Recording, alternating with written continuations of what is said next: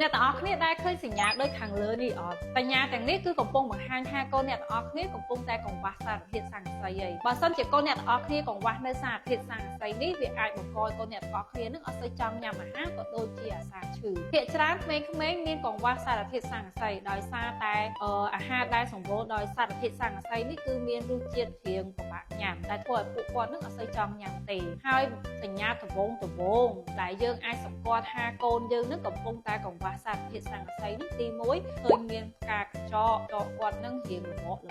ហើយពេលខ្លះទៅក៏យើងសង្កល់ឃើញថាកូនយើងនឹងមានពងបែកមាត់ហើយក៏មានជ្រុះសក់ផងដែរហើយពេលខ្លះហ្នឹងក៏យើងឃើញថាគាត់រៀងអត់សូវចង់ញ៉ាំអីទេព្រោះតែគាត់នឹងបាបមាត់គាត់ញ៉ាំទៅគឺអត់ដឹងរសជាតិណាមូលហេតុមួយចំនួនដែលបង្កឲ្យកូនអ្នកទាំងអស់គ្នាកង្វះសារធាតុស័ង្កសីហ្នឹងទី1ដែលអ្នកនរគ្នាដឹងហើយដោយសារតែនៅក្នុងអាហារដែលសម្បូរសារធាតុស័ង្កសីហ្នឹងគឺវារសជាតិហ្នឹងគឺអត់ឆ្ងាញ់ទេរៀងប្លែមរៀងញ៉ាំទៅរៀងស្កាត់ពិបាកញ៉ាំហើយចំណុចទី2ហ្នឹងគឺពាក់ព័ន្ធទៅនឹងការស្រូបយករបស់ពោះវៀនតូចរបស់កូនអ្នកទាំងអស់គ្នាហ្នឹងមិនបានល្អដូច្នេះដើម្បីដោះស្រាយនៅបញ្ហាខាងលើទី1អ្នកទាំងអស់គ្នាគួរតែផ្ដល់អាហារណាដែលសម្បូរទៅដោយសារធាតុស័ង្កសីបន្ថែមដល់ពួកគាត់តែមុននឹងប្រើប្រាស់ហ្នឹងសូមអ្នកទាំងអស់គ្នាធ្វើតេស្តស្វែងរកសារធាតុចិញ្ចឹមហើយទី2អ្នកទាំងអស់គ្នាគួរបន្ថែមអាហារណាដែលសម្បូរទៅដោយប្រូបាយូទិកដែលមានដូចជា yogurt ទឹកដោះគោជូរដែលវាជួយ